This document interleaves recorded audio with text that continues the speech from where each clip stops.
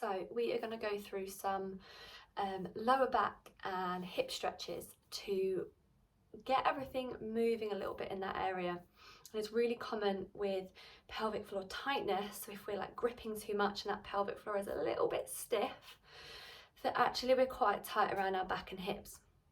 And the best way to get it moving is to loosen them off with deep breathing. So the whole way through we're going to be doing our deep diaphragmatic breath, thinking about expanding in that rib cage, relaxing in the chest and not forcing the belly. If you're not sure, then go back to the diaphragmatic breathing video on the foundations page. Okay, so first of all, we're just going to start off with a shell stretch.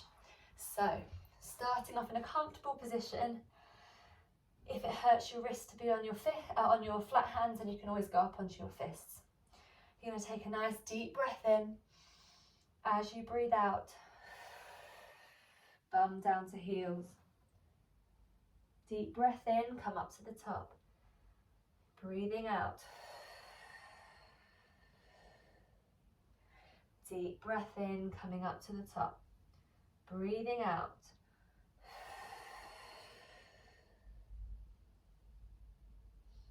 Deep breath in, coming up to the top. If you need to move those knees wider, if you've got a bump, if you've got baby in there, or you just find it more comfortable, slightly wider knees is a better stretch for the pelvic floor. But if you have pelvic pain and it's not comfortable to have the knees apart, then just adjust. One more.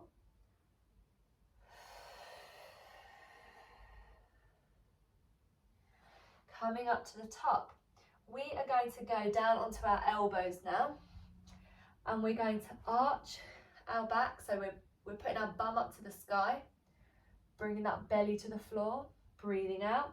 You're trying to curl your tailbone between your legs. So this is a cat-cow stretch with more emphasis on the lower back. Deep breath in, breathing out. Arch up. Deep breath in.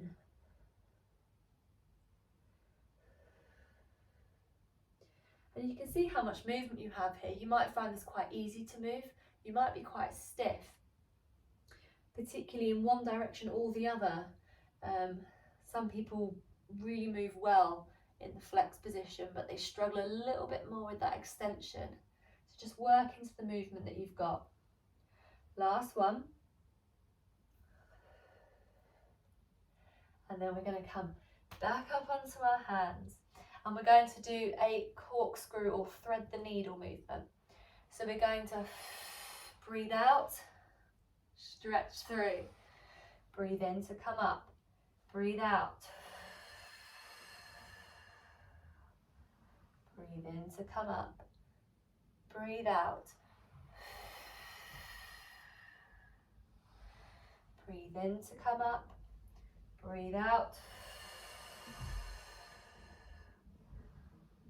Slowly increasing that range, and if you've got a big bump, you're not going to be able to stretch through. So you might just place your hand through, kind of look up at the ceiling, just trying to get as much of a twist as you can.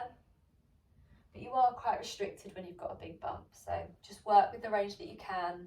Try and maintain as much as you can, but don't worry too much about really pushing that twist. If you've had a C-section, then again, actually twisting is good. We want to twist, but again, you're just going to work within the range of movement that you've got. 3 out of 10 pain or less. Okay, come back up to the top. We're going to do a few stretches for these hips now. So I want you to try and put a foot through here. So you might be up on your knee. You might have the foot quite down towards you. If I move this way, you'll see a little bit better. So if it's all the way up here, fantastic. You've got to have quite mobile hips to do that. If that foot wants to come in slightly, that's fine. Now, if you feel a bit of a stretch here, great. If you don't, you can come down ever so slightly and stay on that knee if you need that support.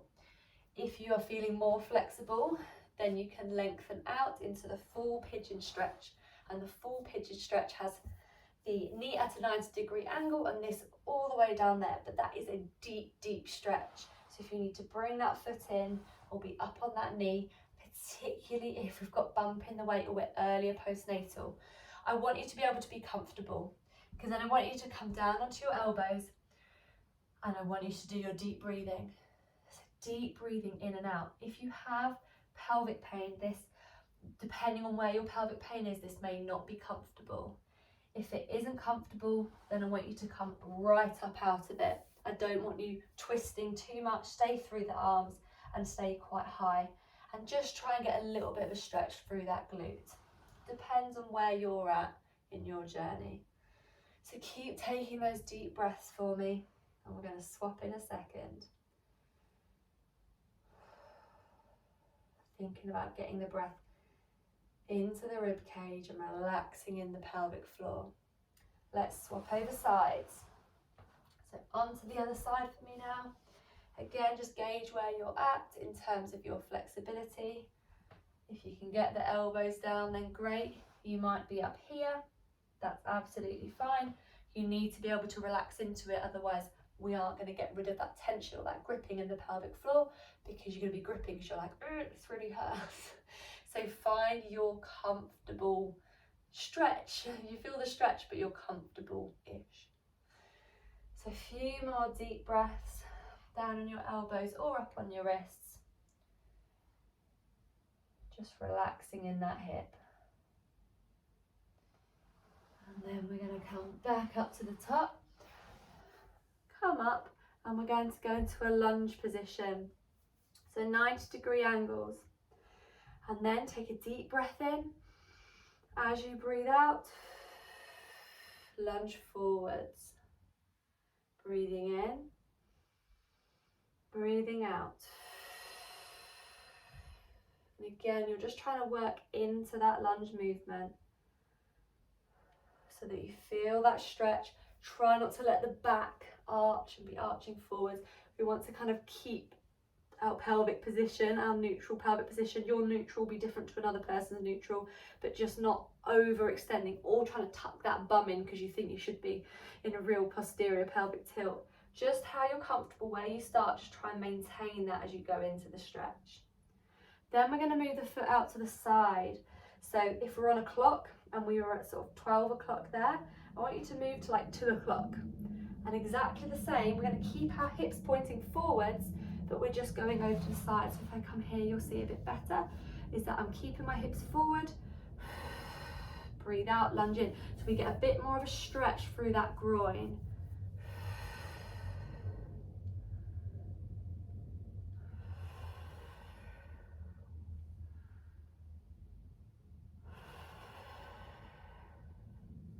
And final one, we're going to bring the foot out to 3 o'clock.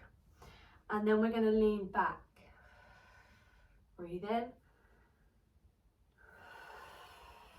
So get that stretch down that side. Be relaxing in that pelvic floor.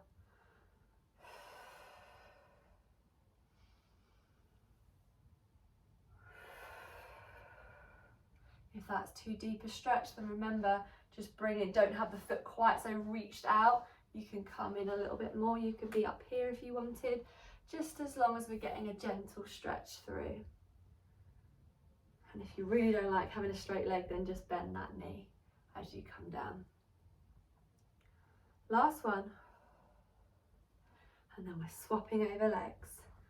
So forward lunge first of all.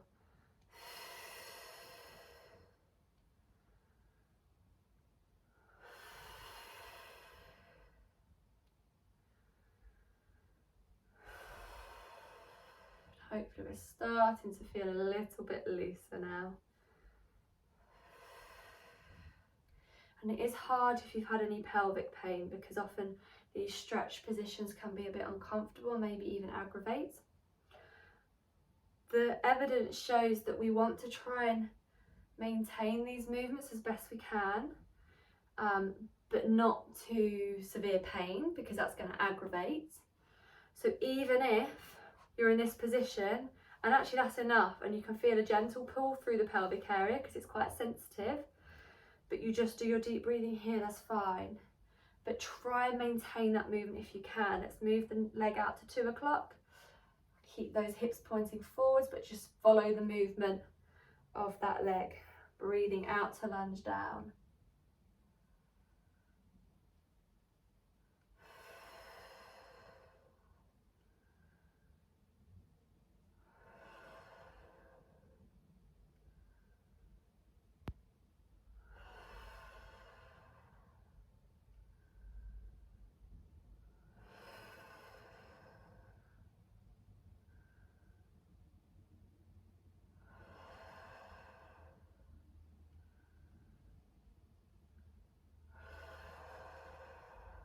Okay, let's move the leg out to 3 o'clock now. As I said, if you want that leg bent, just to reduce the stretch, that's fine.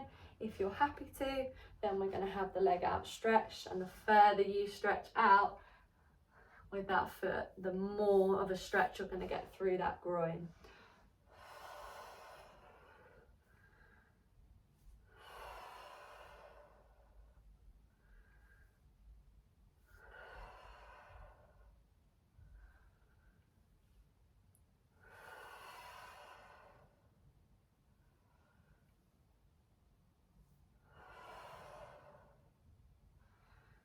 Couple more, and then we've got one more stretch position on our back. Now, if you are pregnant, it's okay to lie on your back for short periods, as long as you aren't feeling dizzy, faint. Then blood flow is fine, baby's fine. If you do feel dizzy or sick or faint, then you're just going to roll onto your side as soon as you feel like that. But it's only about 10% of women it actually happens to anyway. Okay. We're going on to our backs. If you're early postnatal, then roll onto your side. I didn't demonstrate that very well. And then we're going to do either butterfly legs, so knees wide apart, relaxing in the legs. If that's too much, then just legs apart, lying down. I think it's like goddess pose in yoga or something, but just nice and relaxed basically. Have a little snooze if you want. If you want a deeper stretch, then we can go into a wide hold knee hug, and you're just going to go back to your deep breaths. If you're really flexible and this isn't much of a stretch, then you can move to happy baby with either holding your ankles or holding the soles of your feet. Depends on how flexible we are and how heavily pregnant or early postnatal we are. Find a comfortable position and go to your deep breaths. So trying to fill that rib cage. If you have your hands available because you haven't got them holding anything, then pop your hands on that rib cage. Feel your breath, feel where it's going. That's the best way for you to get an idea of what's happening. And what we want to feel is that that chest is nice and still. The breath isn't going in that chest at all. We're getting that full expansion in the rib cage. And as we expand in the rib cage and our ribs flare out, our belly should just rise and soften with the breath. We shouldn't be forcing it out with no rib expansion whatsoever. There's a subtle difference, but it is important, and you will feel that difference if you get your breath in the right place. It shouldn't feel uncomfortable in your tummy because you shouldn't be forcing the breath there. Couple more deep breaths.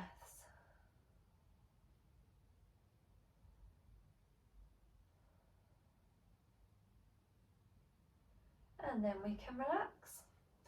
And hopefully you are feeling much, much looser.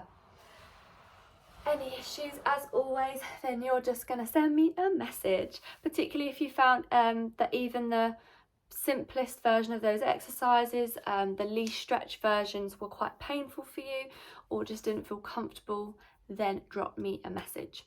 Otherwise, hope you enjoyed the class, and keep in touch.